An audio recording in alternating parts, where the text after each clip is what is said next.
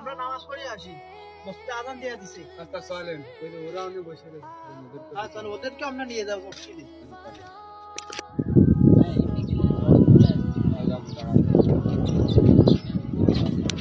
নিয়ে আমরা নামাজ পড়ে চলে যাই।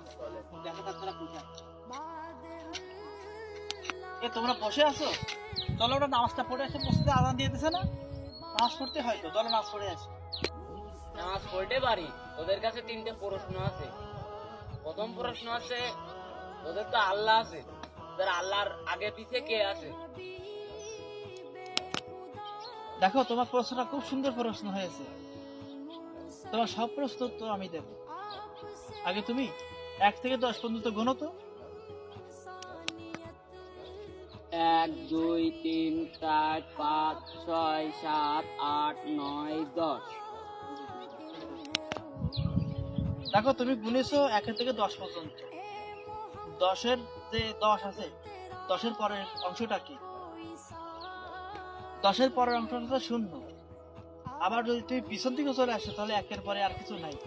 ঠিক তেমনই আমাদের আল্লাহ এক, আল্লাহর আগে পিছে কিচ্ছু নাই।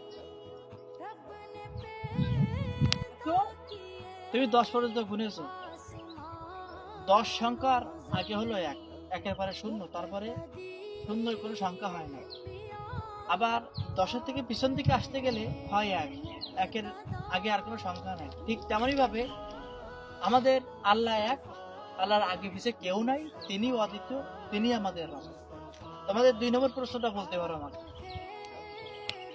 আমার দ্বিতীয় প্রশ্ন, ওদের তো আল্লাহ আছে, ওদের আল্লাহ এই মুহূর্তে কি করতেছে? তোমার 2 নম্বর প্রশ্ন, তুমি যে বললে যে তোদের আল্লাহ এখন এই মুহূর্তে কি করতেছে, তুমি দাঁড়াও।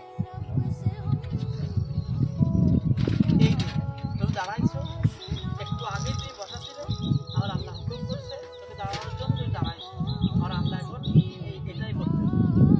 আর 3 নম্বর প্রশ্ন তুমি যে বললে নামাজ পড়া পরে কি হবে, দেখো আজকে আমরা নামাজ পড়তে ডাকলাম, এর জন্য তুমি সুস্থ থাকছিলে।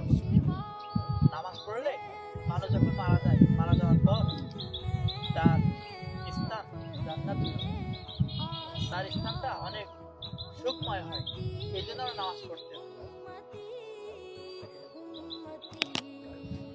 তোর উত্তরগুলো আমার অনেক ভালো লাগে। চল নামাজ পড়ে আসি।